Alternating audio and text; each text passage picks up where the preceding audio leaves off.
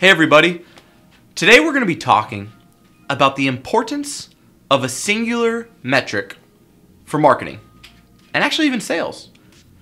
And the reason this is so important, well, it's for a lot of reasons. You're going to have to watch a little more, but mostly because of focus.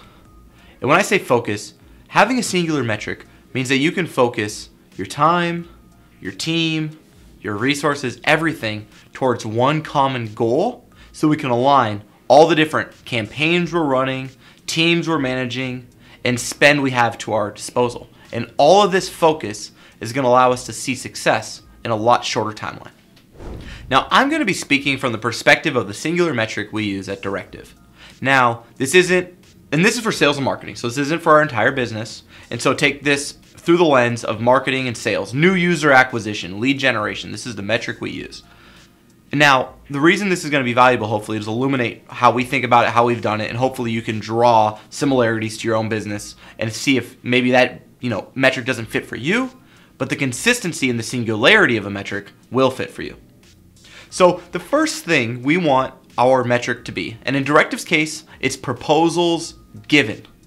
Now, this is so important to have the clarity there because we started with the word opportunities. But what does sales call an opportunity? What does marketing call an opportunity? And now the difference between both of them is now confusing everything, and we can't look at each department in an apples to apples lens. And now both parties, there becomes infighting between your marketing team and your sales team because they're having different goals and words that mean different things, and we don't want any of that, right? We want continuity between our marketing and our sales. So we measure proposals given. It started as opportunities, and as we kind of talked about just now, that meant something different to sales than it did to marketing. And so now we just use proposals given. But before we got to proposals given, we called it just proposals.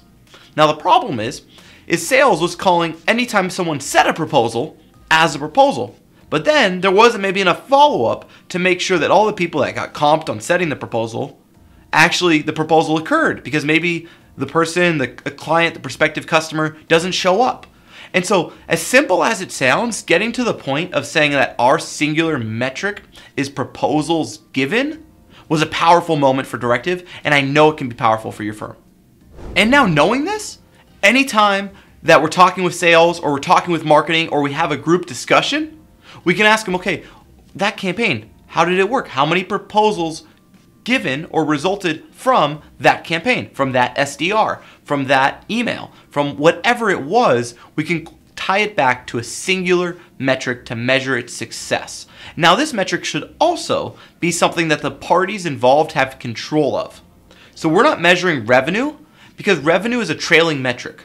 Revenue in one month is indicative usually of proposals given in a prior month. And we want to have real-time feedback on the metric we're using, so we use proposals given, not just revenue by channel, if you're wondering there.